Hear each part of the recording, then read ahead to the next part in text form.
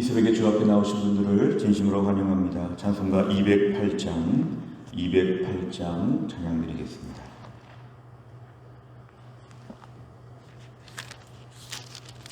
찬송가 208장 찬양 드리겠습니다. 내 주의 나라와 주 계신 성전과 피 흘려 사신 교회를 늘 사랑합니다. 내 주의 교회는 천성과 같아서 눈동자같이 아끼사 늘 보호하시네. 이 교회 위하여 눈물과 기도로 내 생명 다하기까지 늘 봉사합니다. 성도의 교제와 교회의 위로와 구주와 맺은 언약을 늘 기뻐합니다. 하늘의 영광과 베푸신 은혜가 진리와 함께 영원히 시온에 넘치네. 아멘. 하나님 말씀은 마태복음 21장 12절에서 17절까지입니다. 마태복음 21장 12절 신약성경 35페이지에 있습니다. 마태복음 21장 12절에서 17절까지 말씀을 저 한 절씩 교독하겠습니다. 예수께서 성전에 들어가사 성전 안에서 매매하는 모든 사람들을 내쫓으시며 돈 바꾸는 사람들의 상과 비둘기 파는 사람들의 의자를 둘러 엎으시고 그들에게 이르시되 기록된 바 내 집은 기도하는 집이라 일컬음을 받으리라 하였거늘 너희는 강도의 소굴을 만드는도다 하시니라.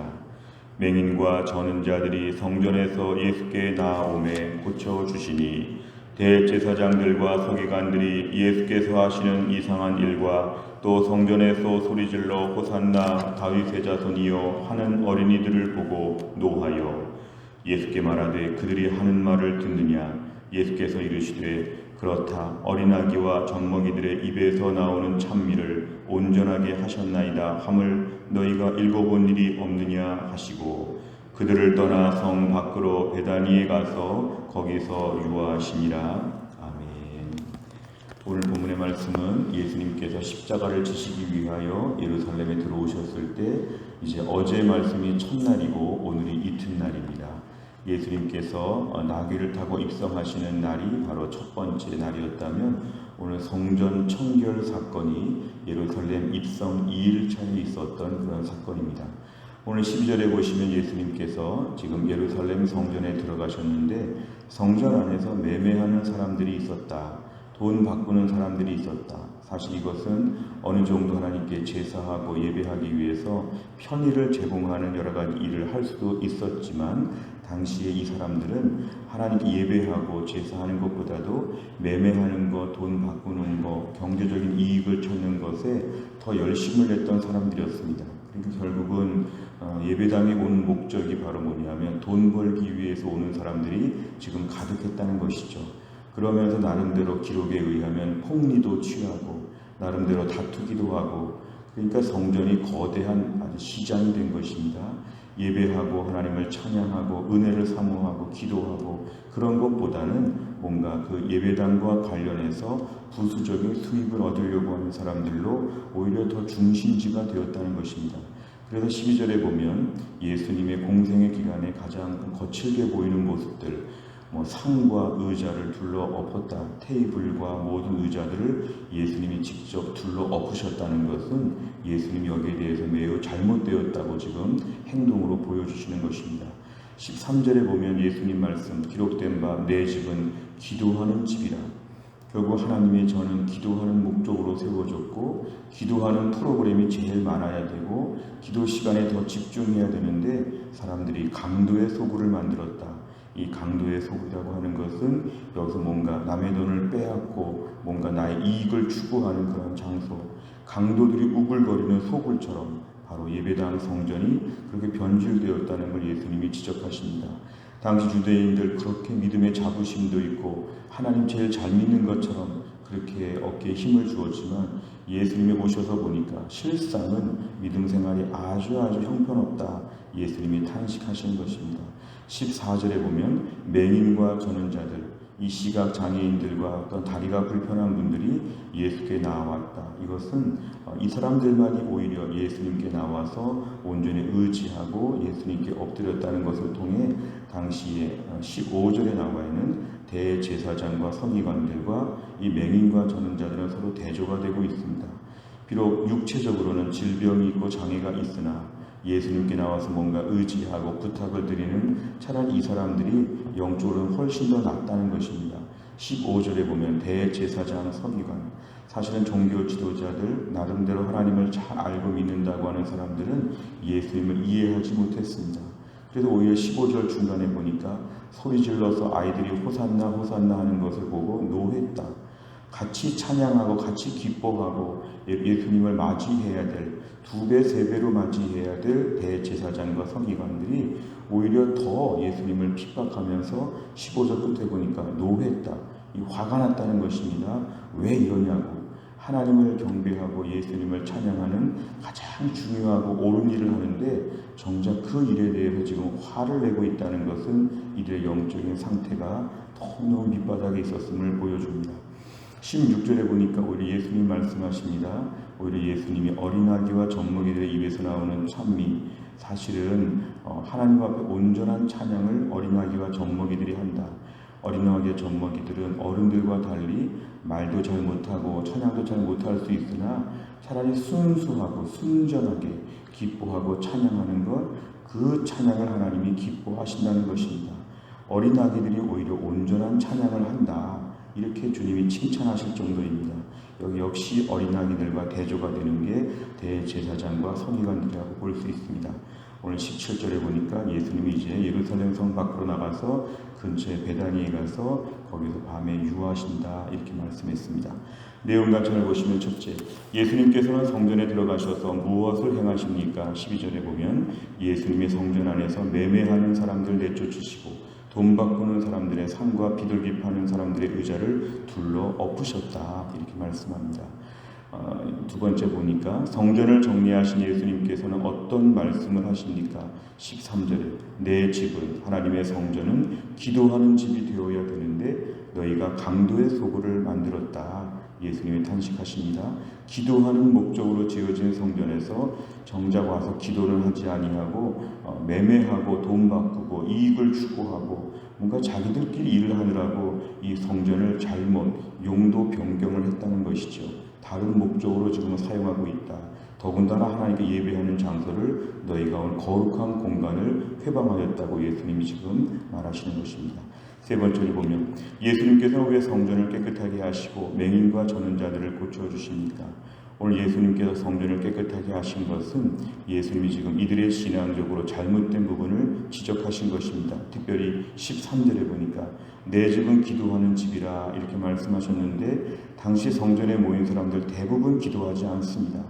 매매하기 위해서 돈 바꾸면서 그 환전 이익을 찾기 위하여서 아니면 여러 가지 복잡하게 마치 오늘날도 성지순례를 가면 예배하는 사람들보다는 물건 파는 사람들로 가득하고 오히려 그 속에서 시끄럽게 떠드는 사람들이 가득하지 예배하는 사람들이 없다.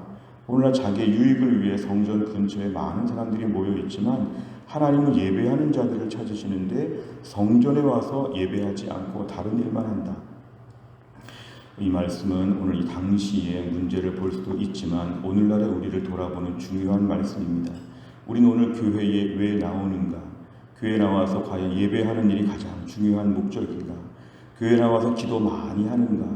교회에 나와서 하나님께 은혜 앞에 엎드리는가? 교회 예배당의 주된 목적은 무엇인가? 우리가 집중해야 합니다. 저는 주일 아침마다 교회에 나와서 먼저 기도하는 시간에 꼭 기도합니다. 하나님, 제가 오늘 목사로서 예배를 인도하고 설교하는 일을 위해서 온 것이 아니라 제가 오늘 하나님께 예배하기 위해서 나왔습니다. 목사도 예배하기 위해 나온 것을 잊어버릴 수가 있는데 제가 오늘 예배하는 것, 저를 하나님 제물로 받아 주옵소서. 오늘 제가 그렇게 많이 기도합니다. 자칫하면 어떻게 설교 잘할까, 어떻게 예배 인도 잘할까, 어떻게 교회에서 일들, 행정적인 일들을 잘할까, 이 사람 저 사람을 어떻게 만나야 될까, 이 일 생각하다 보면은 예배자로서의 태도가 약해질 수 있다는 것입니다. 우리가 오늘 교회 나올 때 우리가 교회에서 일하는 건 많지만 일이 목적이 되는 것이 아니라 예배와 기도가 목적이 되어야 합니다. 사실 예배 시간, 기도 시간이 더 많아야 됩니다. 교회 나와서 오늘날 우리가 다른 생각들, 때로는 너무 교회 일을 열심히 하다 보면 내가 예배 드리지 못하고 교회 가서 별로 기도하지 않았다. 교회에 너무 일을 잘하려고 하다 보면 예배 시간, 기도 시간이 없이 교회 나가서 무슨 직장 간 것처럼 일만 하고 돌아온다. 우리 교회 잘 되어야 될 텐데 사실은 교회는 하나님의 교회이기 때문에 내가 예배하는 것이 우선입니다. 교회 나와서 예배 시간, 기도 시간이 가장 많아야 됩니다. 교회 나와서 재미있고 즐겁게 지내는 건 다 좋지만 교회는 기도하는 집, 예배하는 집. 하나님 기도자를 찾으시고 예배자를 찾으신다는 것이죠.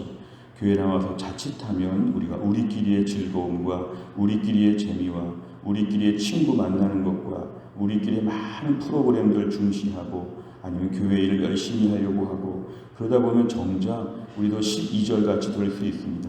주 목적에서 이탈한 것입니다. 두 번째, 세 번째 중요한 일을 하더라도 첫 번째 목적에 우리가 우리의 궤도를 조정해야 됩니다. 나는 예배하기 위해서 나왔다. 주일 아침마다 해성교회 왜 나오는가? 예배하기 위해서 나왔다. 나는 오늘 기도하기 위해서 나왔다. 예배 제일 열심히 드리고 기도 제일 열심히 하고 돌아가야 오늘 본연의 의무를 다하는 것이죠. 마치 군인들이 국방의 의무를 지면서 나라를 지키는 것처럼 가장 중요한 목적을 더 잘해야 되는 것입니다.